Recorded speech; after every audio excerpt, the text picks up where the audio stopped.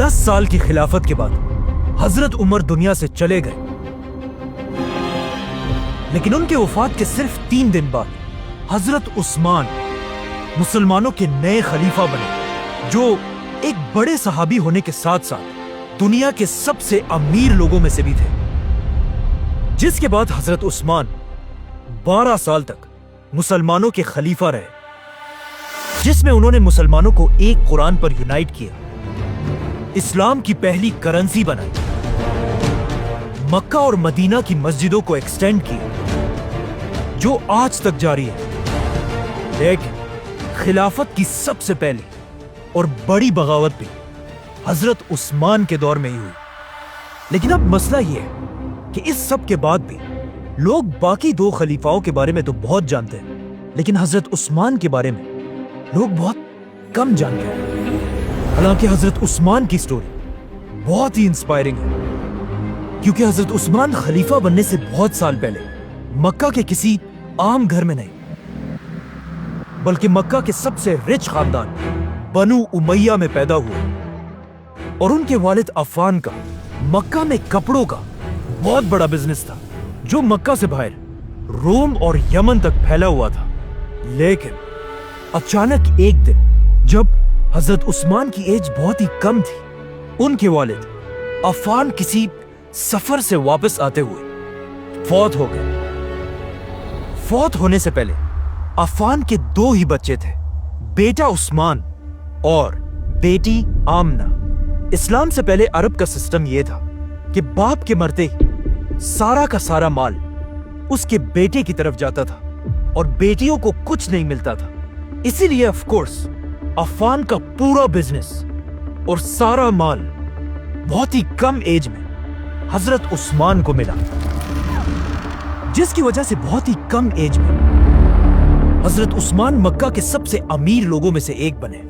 اسی لیے مکہ کے سارے جوان لڑکے حضرت عثمان کو ایک رول ماڈل کی طرح دیکھتے تھے۔ اتنا زیادہ پیسہ ہونے کے بعد بھی حضرت عثمان نے مکہ کے باقی شہزادوں کی طرح ایک عیاشی کی زندگی گزارنے کے بجائے اپنے خاندان کے بزنس پر فوکس کیا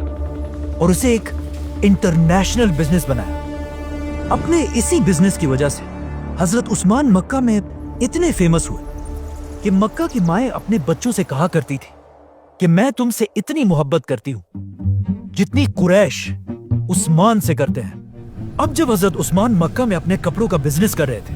وہاں ایٹ دا سیم ٹائم ایک دوسرے آدمی کا بزنس بھی بہت تیزی سے آگے بڑھ رہا تھا، حضرت ابو بکر رضی اللہ تعالیٰ عنہ۔ اور یہی سے ان 2 گریٹ صحابہ کی دوستی شروع ہوئی۔ ناؤ جب حضرت عثمان کا بزنس مکہ میں اپنی پیک پر تھا، ایگزیکٹ اسی ٹائم مکہ کے ایک غار میں رسول اللہ صلی اللہ علیہ وسلم پر پہلی وحی نازل ہوئی۔ Muhammad, read. آپ صلی اللہ علیہ وسلم کے گھر والوں کے بعد سب سے پہلے اسلام ابو بکر رضی اللہ تعالیٰ عنہ نے قبول کیا، اور اسلام قبول کرتے وہ سیدھا اپنے دوست عثمان رضی اللہ تعالیٰ عنہ کے پاس گئے اور انہیں بھی اسلام کی طرف لے کر آئے۔ حضرت عثمان، جنہیں مکہ کے جوان اپنا رول ماڈل سمجھتے تھے، ان کا اسلام قبول کرنا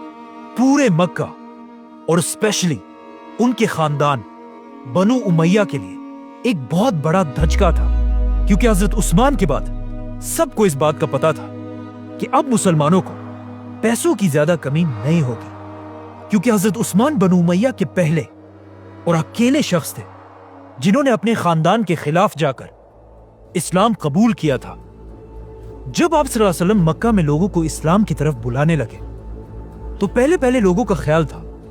کہ محمد صلی اللہ علیہ وسلم یہ سب کچھ صرف اپنے خاندان بنو ہاشم کو پروموٹ کرنے کے لیے کر رہے ہیں، اسی لیے لوگ اسلام کو صرف ایک قبیلے کا ریلیجن سمجھتے تھے۔ لیکن اچانک ایک دن قرآن کی ایک سورت نازل ہوئی، سورہ مسد، جس میں اللہ نے مکہ کے سارے لوگوں کو چھوڑ کر آپ صلی اللہ علیہ وسلم کے چچا ابو لہب اور اس کی بیوی کے لیے بہت ہی سخت الفاظ یوز کیے، تاکہ ان آیتوں کی وجہ سے سب کو پتہ چل جائے کہ اسلام کسی خاندان کے لیے نہیں بلکہ پوری دنیا کے لیے ہے۔ لیکن اب مسئلہ یہ تھا، جس چچا کے بارے میں قرآن کی یہ آیات نازل ہوئی تھی، اسی کے 2 بیٹوں کے ساتھ آپ صلی اللہ علیہ وسلم کی 2 بیٹیوں کا نکاح ہو چکا تھا۔ تو اب جب ان آیات کا آپ صلی اللہ علیہ وسلم کے چاچا ابو لہب اور اس کی بیوی کو پتا چلا تو انہیں بہت غصہ آیا، اور انہوں نے آپ صلی اللہ علیہ وسلم سے بدلہ لینے کے لیے اپنے بیٹوں کو حکم دیا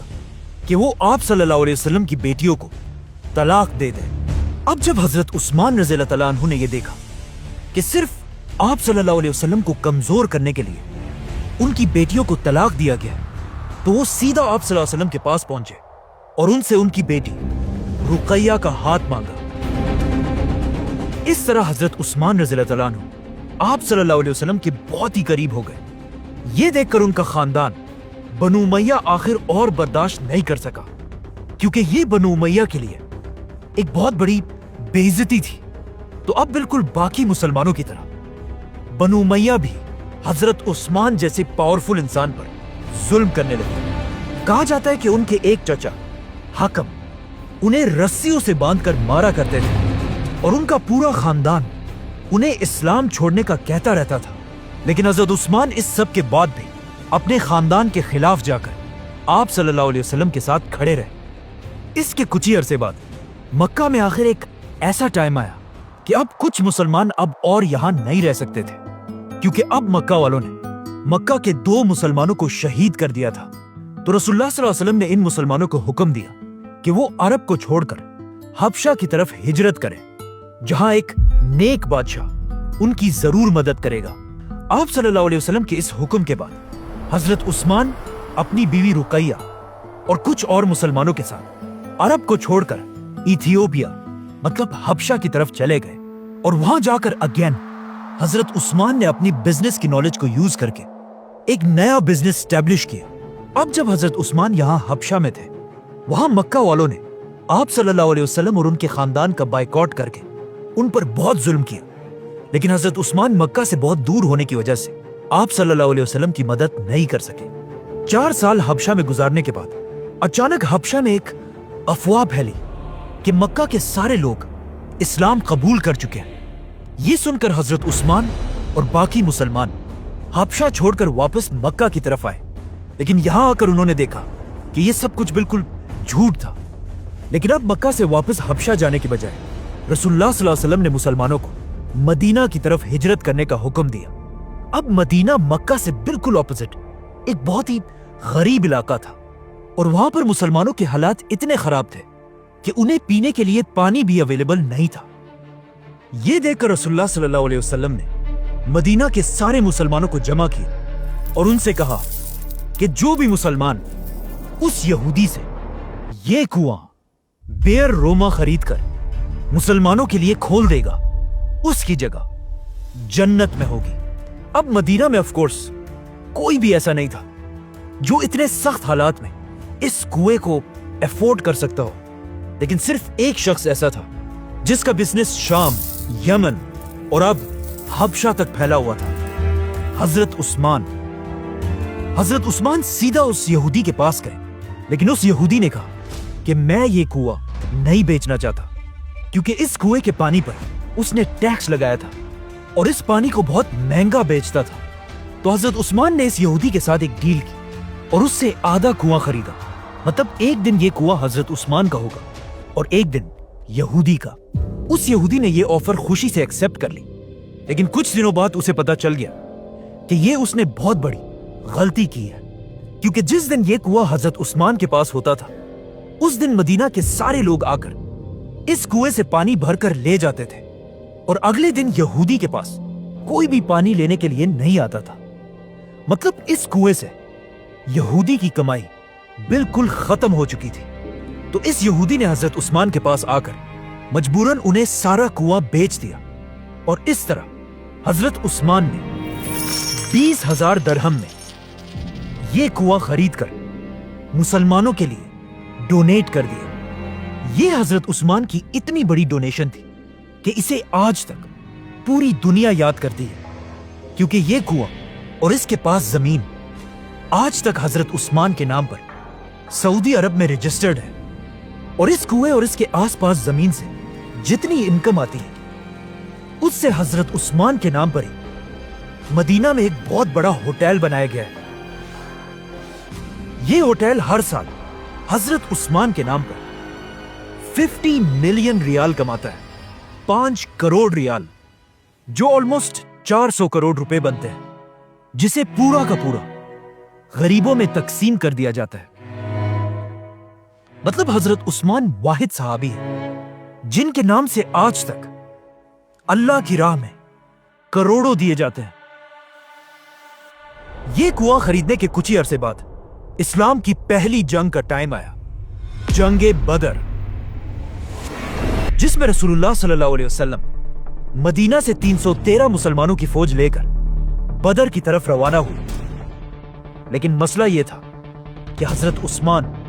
مسلمانوں کی اس فوج میں نہیں تھے، کیونکہ ان کی بیوی اور آپ صلی اللہ علیہ وسلم کی بیٹی رقیہ کی طبیعت بہت خراب تھی۔ اسی لیے آپ صلی اللہ علیہ وسلم نے حضرت عثمان کو مدینہ میں رہنے کا حکم دیا۔ لیکن اب جب آپ صلی اللہ علیہ وسلم اور مسلمان جنگ بدر لڑنے میں بزی تھے، وہاں ان کی بیٹی رقیہ کی طبیعت بہت خراب ہوئی اور وہ اس دنیا سے چلی گئی۔ جب رسول اللہ صلی اللہ علیہ وسلم جنگ بدر جیت کر واپس مدینہ پہنچے تو مسلمان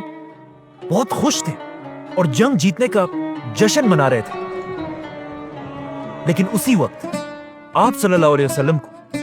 ان کی بیٹی رقیہ کی موت کی خبر دی گئی، جس پر آپ صلی اللہ علیہ وسلم کو اس جیت کے دن بھی بہت دکھ ہوا۔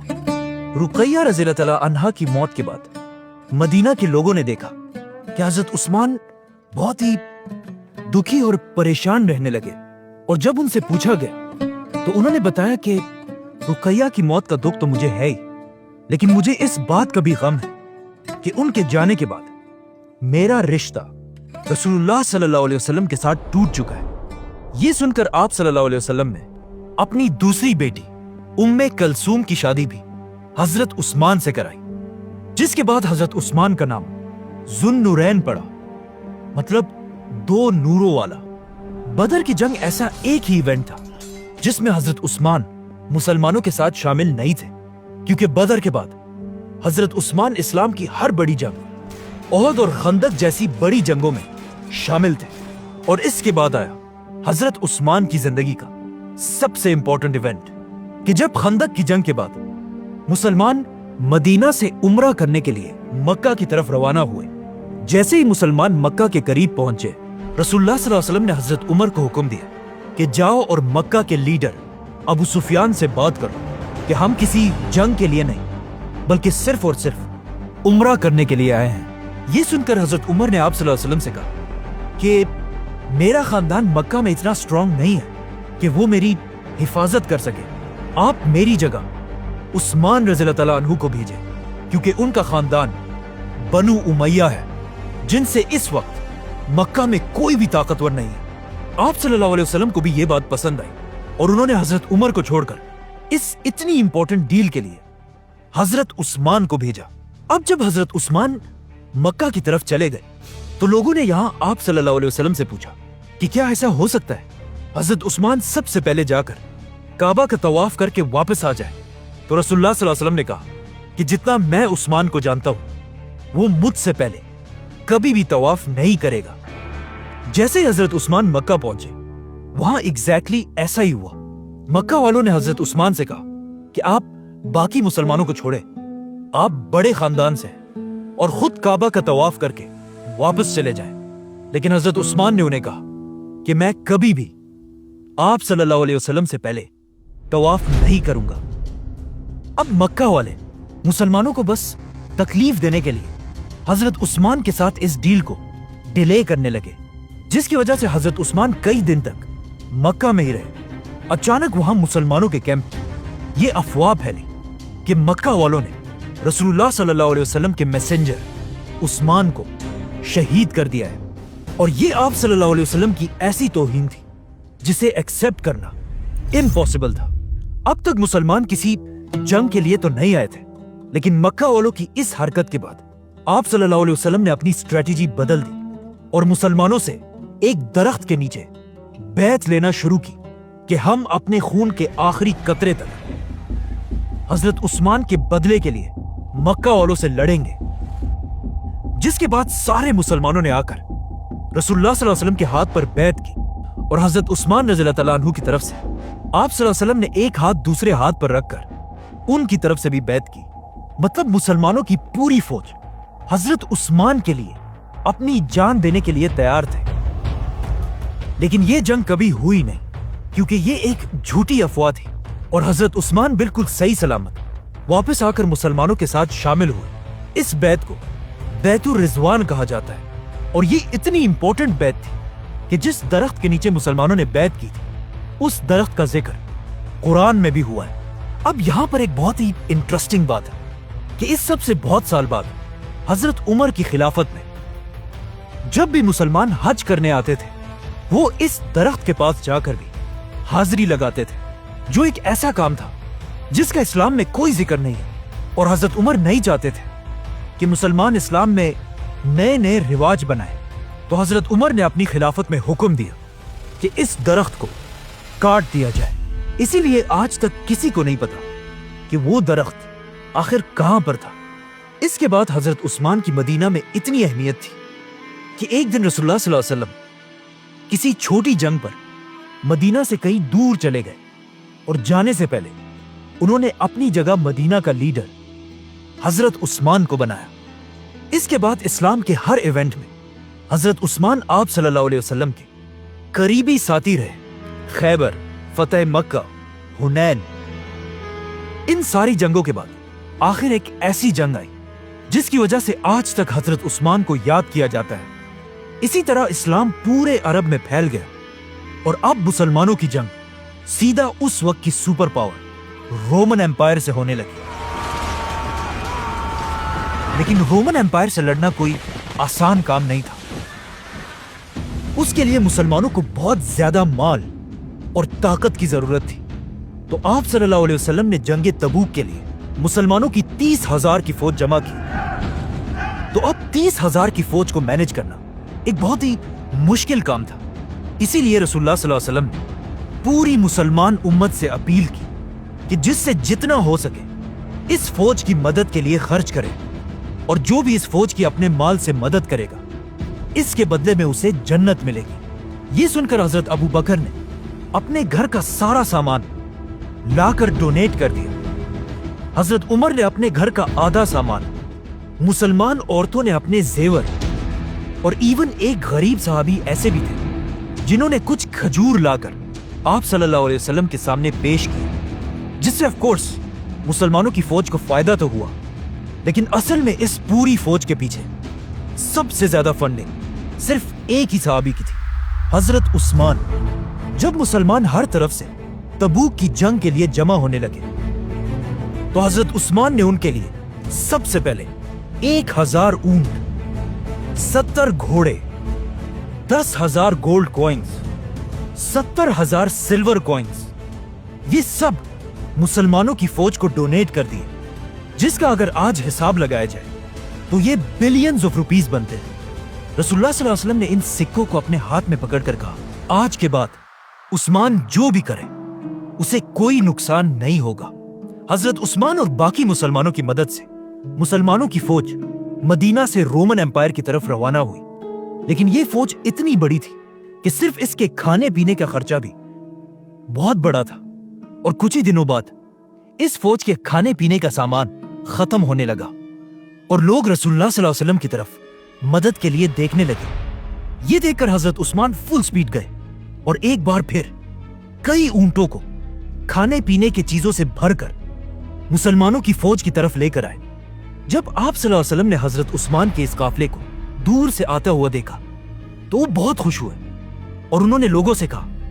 کہ وہ دیکھو، تمہاری مدد کے لیے سرخ اونٹ سامان لا رہے ہیں۔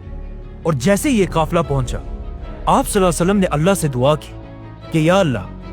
میں عثمان سے خوش ہوں اور آپ بھی عثمان سے راضی ہوں۔ اب مسئلہ یہ تھا کہ جیسے ہی مسلمان تبوک کی جنگ کے لیے پہنچے، رومن ایمپائر کی فوج پہلے ہی وہاں سے بھاگ چکی تھی، مطلب کوئی جنگ ہوئی نہیں۔ تو اب چاہیے تو یہ تھا کہ حضرت عثمان اپنا سارا ڈونیٹ کیا ہوا مال مسلمانوں کی فوج سے واپس لے لیتے، لیکن انہوں نے ایسا نہیں کیا۔ اور جنگ نہ ہونے کے باوجود بھی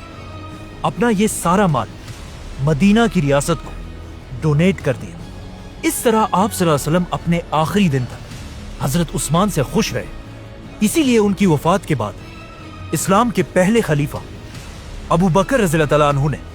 حضرت عثمان کو اپنا بڑا منسٹر بنایا، اور حضرت عثمان اسی طرح اپنے بزنسز کی طاقت سے مسلمانوں کی اس خلافت کو سپورٹ کرتے رہے، جس کے بعد حضرت عمر کی خلافت میں بھی حضرت عثمان ان کے سب سے بڑے منسٹرز میں سے رہے۔ لیکن جیسے ہی حضرت عمر کی شہادت کے بعد حضرت عثمان مسلمانوں کے خلیفہ بنے، رومن اور پرشین امپائر کے بادشاہوں کو سمجھ آ گئی کہ یہی ٹائم ہے مسلمانوں کی اس خلافت کو ختم کرنے کا، اور انہوں نے مسلمانوں کی اس خلافت پر ہر طرف سے حملہ کر دیا۔ تو اب حضرت عثمان نے یہ پروف کرنا تھا کہ وہ حضرت عمر کی اس اتنی بڑی خلافت کو ڈیفینڈ کر سکتے ہیں یا نہیں۔ سبسکرائب